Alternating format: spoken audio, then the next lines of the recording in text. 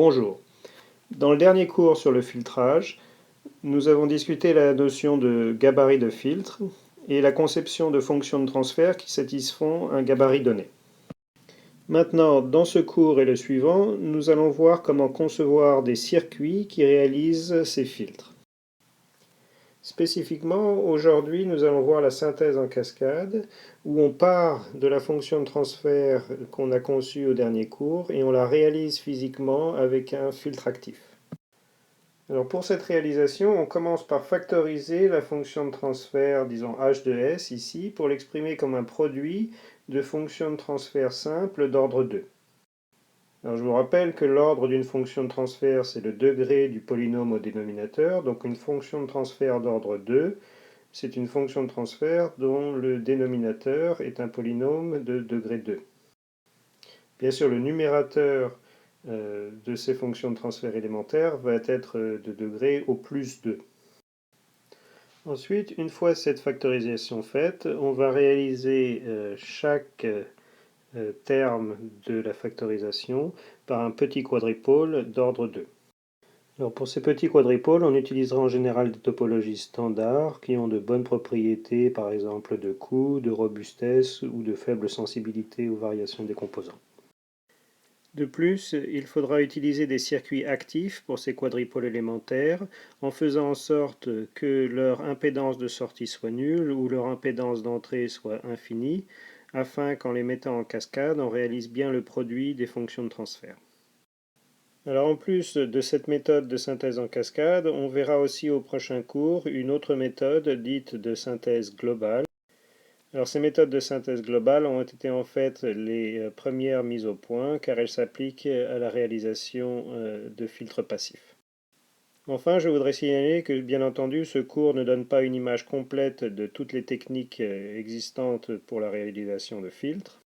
Alors, on peut mentionner ici par exemple les filtres à capacité commutée qui sont très populaires lorsqu'on veut réaliser un filtre seulement en circuit intégré, ou bien les filtres GMC qui utilisent des amplificateurs à transconductance à la place des amplificateurs opérationnels et ont tendance à mieux se comporter aux hautes fréquences. Alors, revoyons où on en est dans notre stratégie de synthèse de filtres. À la fin de ce cours, on aura vu comment réaliser des circuits physiques testables au laboratoire. De plus, pour l'instant, on va prendre le chemin de gauche ici dans l'arbre. Donc comme je disais, on commence par se donner un gabarit de filtre. Nous avons vu la normalisation du gabarit vers le passe-bas normalisé, la détermination d'une fonction de transfert en utilisant les approximations classiques, Butterworth ou Chebyshev, qui satisfont le gabarit normalisé. Nous avons vu comment dénormaliser cette fonction de transfert pour satisfaire maintenant le gabarit initial. Et étant donné maintenant cette fonction de transfert obtenue à cette étape, nous allons voir comment réaliser un circuit actif utilisant une cascade de cellules élémentaires pour réaliser cette fonction de transfert.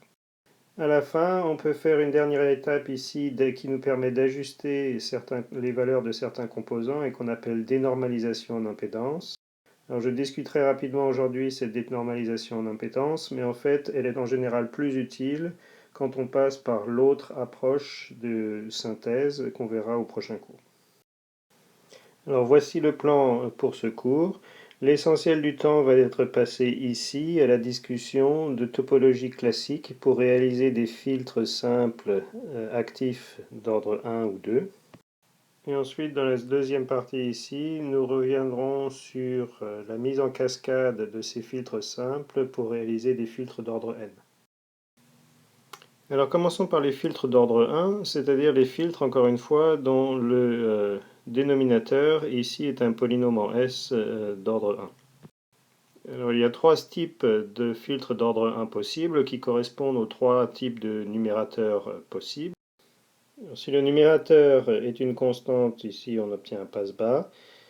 Si le numérateur est proportionnel à S, ici, eh bien on obtient un passe-haut. Et enfin, dans le dernier cas, si le numérateur est égal au dénominateur ici, mais avec S changé en moins S, on a un passe-tout. Je rappelle qu'un passe-tout est un filtre dont le gain est égal à 1 à toutes les fréquences. Par contre, il agit sur la phase. Alors pour la synthèse cascade, on aura besoin d'au plus un filtre d'ordre 1 dans le cas où l'ordre du filtre qu'on veut réaliser est impair. Alors ces filtres d'ordre 1 souvent sont mis à la fin de la cascade. Ils ne sont pas nécessairement actifs. On pourrait utiliser un filtre passif, RC par exemple, suivant le type d'impédance de sortie qu'on veut réaliser. Alors en particulier, si on veut réaliser une impédance de sortie pour notre filtre de 0, en général, on utilisera un étage actif. Et ici, sur cette diapositive, je donne 3 exemples de filtres actifs qui correspondent aux 3 types de filtres. Alors à titre d'exercice, vous devez pour chaque circuit ici retrouver la fonction de transfert V0 sur VI et montrer qu'elle s'écrit bien sous la forme donnée dans chaque cas, donc passe bas, passe haut et passe tout, et montrer donc que les coefficients de ces fonctions de transfert sont bien donnés par les formules que j'écris ici sur cette diapositive. Notez aussi que ces circuits pour le passe bas et le passe haut vous permettent de réaliser une amplification par un facteur H0 en plus du filtrage.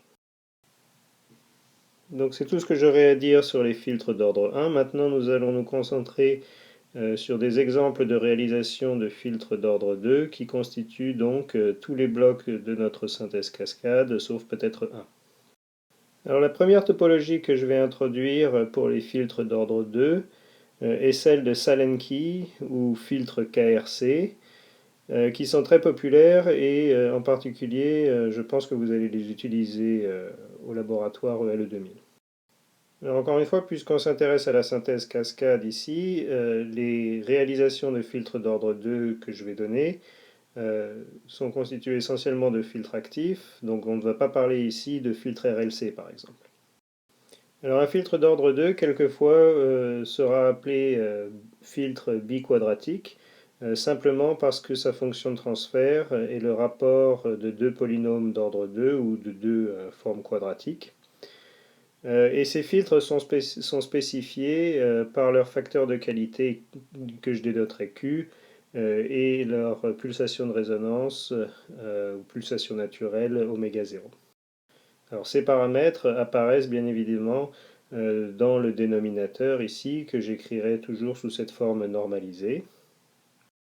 Donc ici j'ai écrit la fonction de transfert d'un filtre passe-bas sous sa forme normalisée.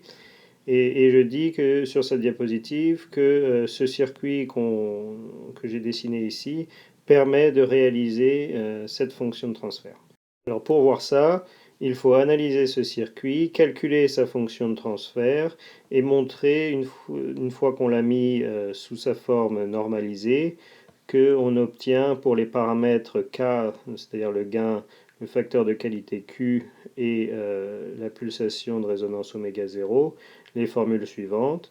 C'est-à-dire qu'en choisissant bien les valeurs de nos résistances de notre circuit et de nos condensateurs, on va pouvoir réaliser les paramètres qu'on le désire.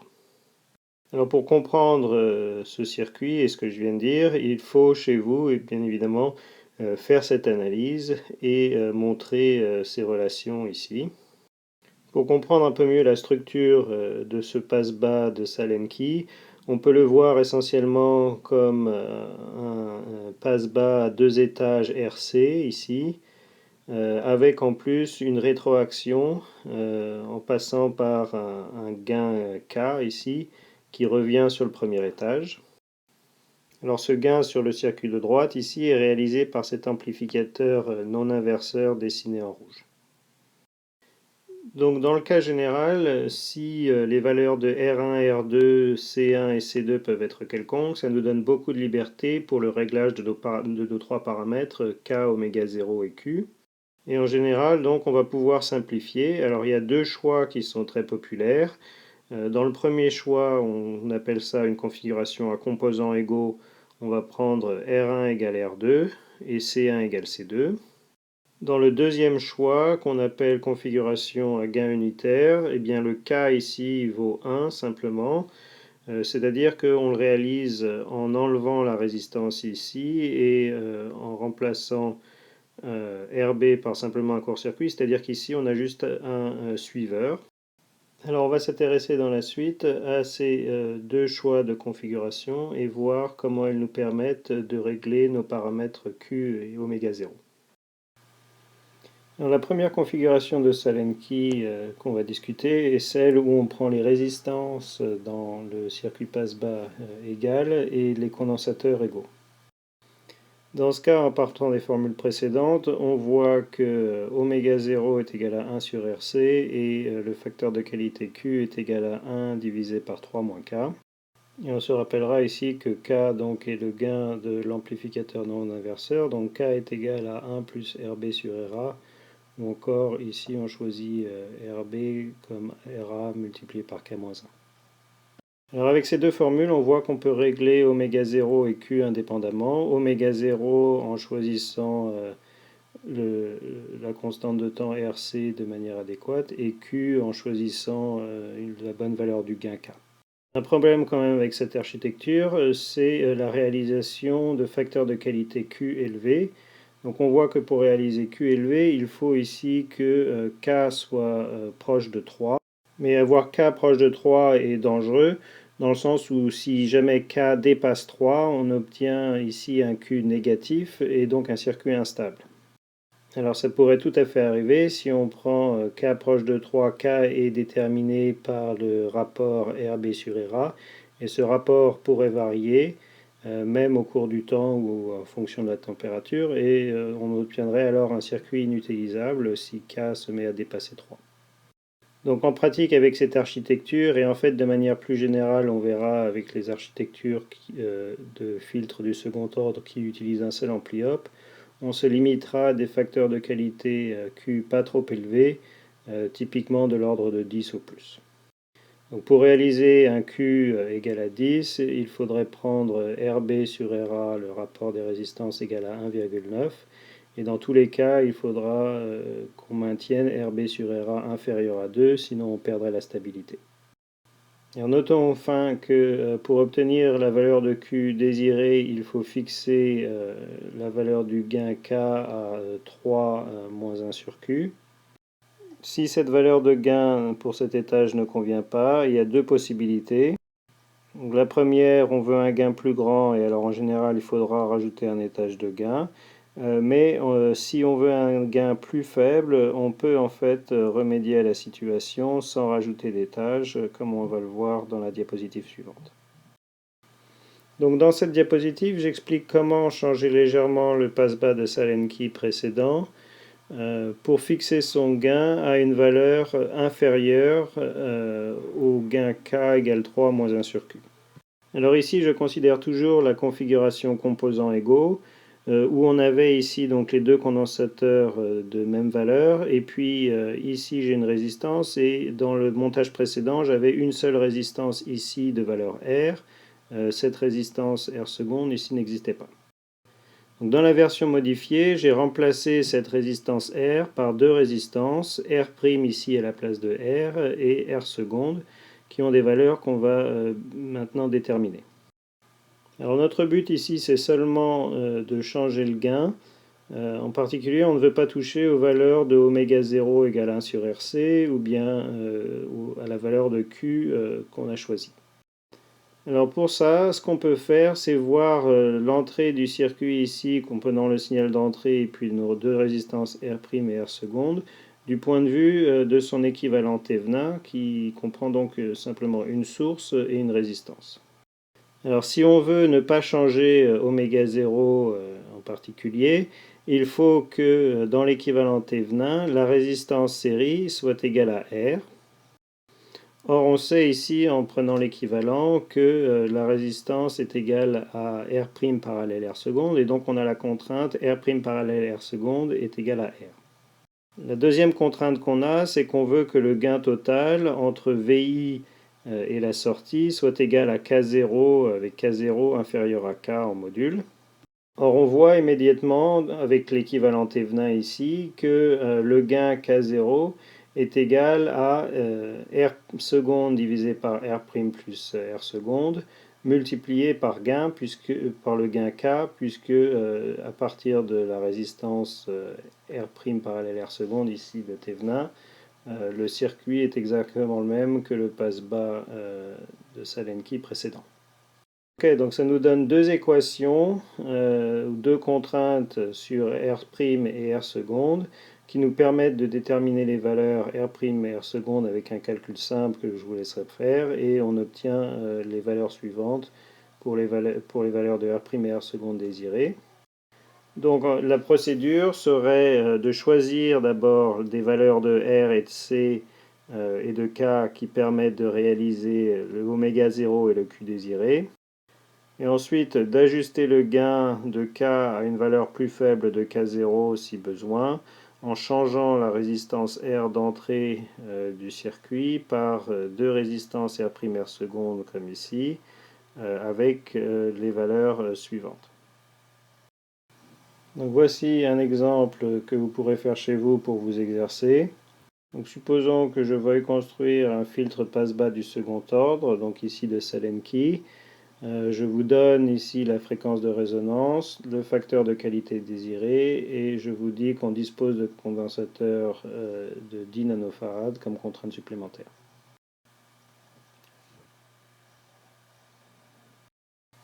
Passons maintenant à l'autre configuration classique pour les filtres de Salenki, qui est la configuration gain unitaire. Alors dans ce cas, on va prendre un amplificateur qui est simplement un suiveur, donc K est égal à 1, et on obtient, en utilisant les formules précédentes, oméga 0 est égal à 1 sur racine de R1, C1, R2, C2, et puis la formule ici pour 1 sur Q, où il y a eu une certaine simplification quand on utilise le fait que K égale 1. Alors encore une fois, maintenant ce qu'on veut faire, c'est choisir R1, R2, C1 et C2 afin de réaliser un oméga 0 et un Q donné. Alors pour ça, au lieu de travailler avec les paramètres R1, R2, C1 et C2, ce qu'on va faire, c'est qu'on va travailler avec des paramètres ici appelés M et N, qui sont simplement les rapports entre les résistances et entre les condensateurs. Donc si je pose par exemple R2 est égal à R ici, M est le rapport R1 sur R, et N est le rapport C1 sur C, où C est la seconde capacitance. Donc une fois que j'ai défini ces paramètres M et N et puis RC, j'obtiens simplement oméga 0 est égal à 1 sur racine de Mn fois la constante de temps RC, et puis Q est égal à racine de Mn divisé par M plus 1. Alors la première chose qu'on peut faire ici, c'est regarder le facteur de qualité Q. Alors si je regarde cette formule pour un N fixé et que je fais varier M, il se trouve que la valeur maximum est 1 demi de racine de M, 1 demi de racine de N, et que cette valeur est atteinte pour M égale 1. Donc en particulier, ça veut dire que cette formule ici pour Q implique que nécessairement on a N supérieur à 4Q carré. Et donc la première chose qu'on va faire, c'est choisir deux condensateurs dont le rapport ici N est égal à C1 sur C2 ou C1 sur C, vérifie l'inégalité nécessaire N supérieur à 4Q carré. Alors en général, bien sûr, on va prendre N le plus petit possible qui vérifie cette inégalité, en tenant compte aussi des valeurs de capacité disponibles. Alors une fois qu'un N qui vérifie cette inégalité a été choisi, on peut résoudre une équation pour racine de M. Donc on connaît Q ici, on a fixé N. Donc on obtient en partant de cette équation une équation équivalente ici, qui est une équation quadratique en racine de M. Alors, résoudre cette équation quadratique donne deux valeurs possibles pour racine de M, et donc deux valeurs possibles pour M.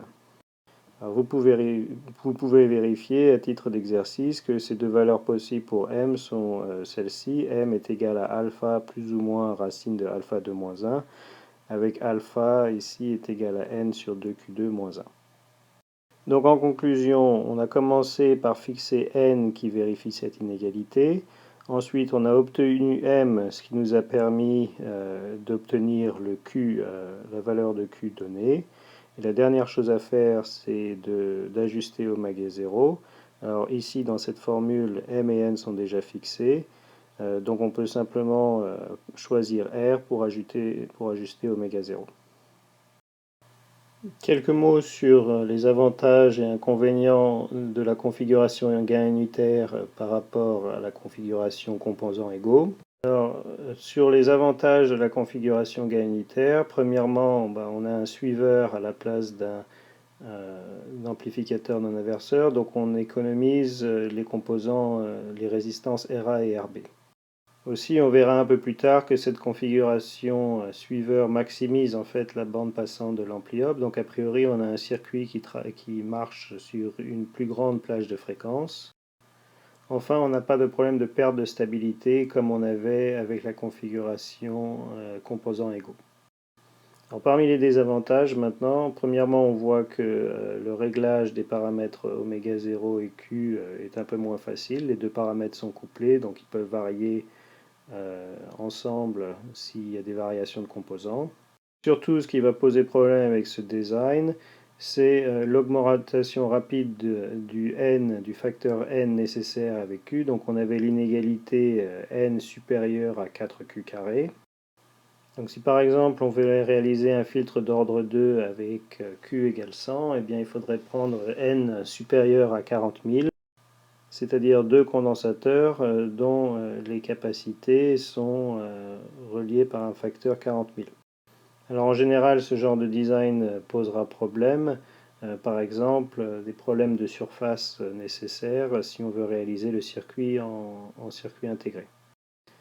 Donc ça fait qu'en pratique, encore une fois, même dans cette configuration, le filtre de Salemki va être utilisé pour des facteurs de qualité en général de l'ordre de 10 au plus. Voici un second exercice maintenant, concevoir ici un filtre de Butterworth du second ordre.